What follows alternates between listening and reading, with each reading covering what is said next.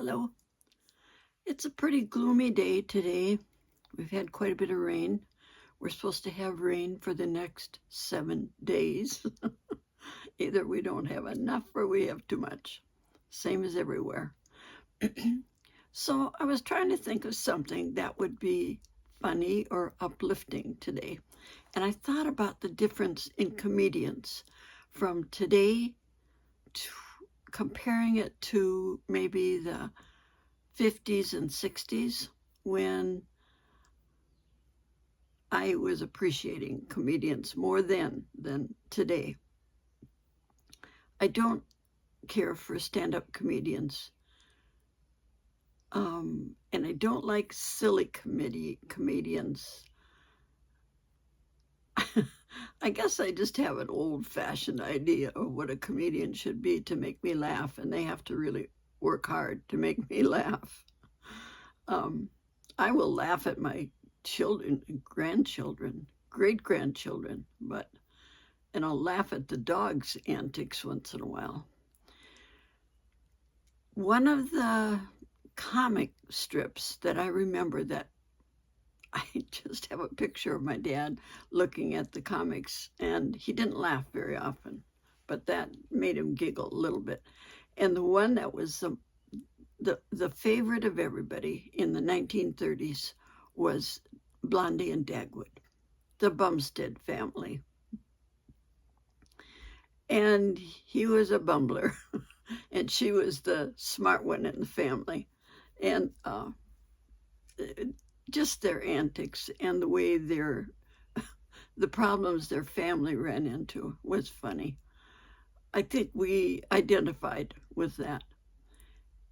Not that my dad was a bumbler. And then some others I thought of from the 40s and 50s was Abbott and Costello. Two fellows that were pole opposites.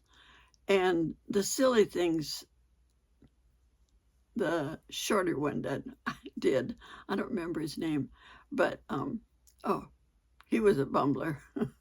And the problems he would get into, and then the taller guy had to always get him out of the scrapes. And it was funny the way they did it. And you could identify in the not the silliness, the foolishness of the one partner. And they were in the movies and on TV.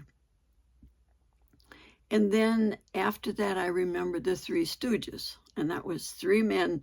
All three were bumblers. And it seems like the way they solved their problems was blaming each other. And then after they blamed one of the men, I don't know that they were brothers, one of the men, he'd bonk him on the head with something he had in his hand. And that's not funny, but it made us laugh so hard. And the reaction of the one that was bonked was funny too.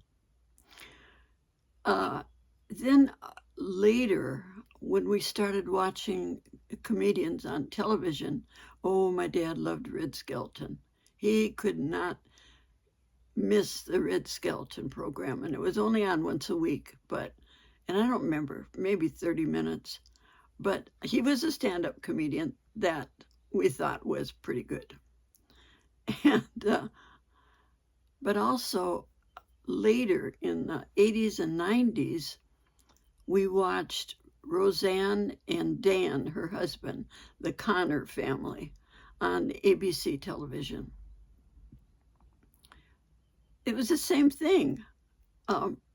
She was apparently the one giving the orders in the family. He was the bumbler that condescended to what she was saying.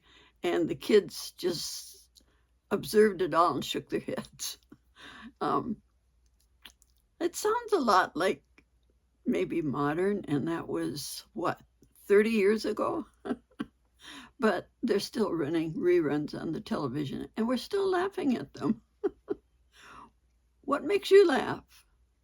Is there a certain comedian you especially like to watch?